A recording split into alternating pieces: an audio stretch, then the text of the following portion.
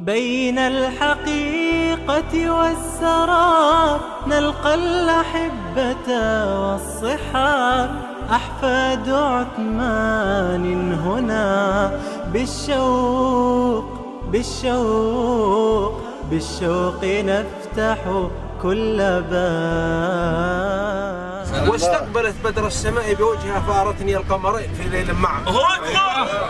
بها وعد اللقاء وعلى المحبة والنقاء نرقى بأحلام. اتصلوا بالله لأنكم تتصلون بالقوة العظمى، تتصلون بالعز، تتصلون بالسعادة.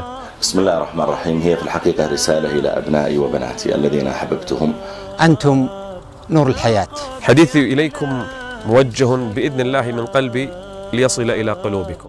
جماعتنا بإخوة أحيانا تمر بنا سنوات لا نلتقي. أتوقع ينطلق منه أعمال خيرة ربما لا تدرون أنتم أنها انطلقت من وين. كما أن الناس بحاجة إلى أن يستمعوا، أيضا طلبة العلم والمشايخ والدعاة الله عز وجل بحاجة أن يعظ بعضهم بعضا.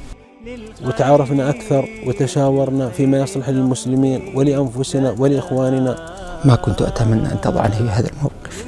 تعلمنا الكثير طمعا ونرضى. هي في قضية الصدقة والإنفاق ولخصها جاءت في القرآن. وها هنا عهد على طول المدى.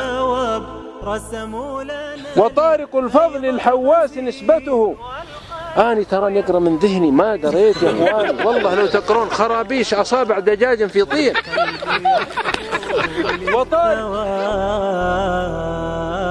زرع الحنايا بالورود بين البرد. يا رب لك فرصة أني أشمت فيك اليوم على كيك. الحمد لله. تلك الوعود فيها أمل ضيوفه وربعه مقام جماله.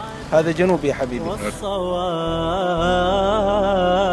لأن شيخ تخصصات ما تستطيع، مثل ضع بصمتك الآن ما أدري فين أضع بصمتك.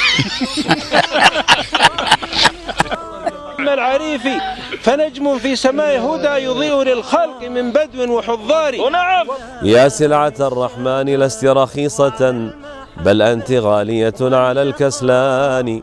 قضية القصير الآن الوضع محرج فيها جدا، الصغير والكبير والذكر والأنثى كل يتمنى أن يعمل شيء.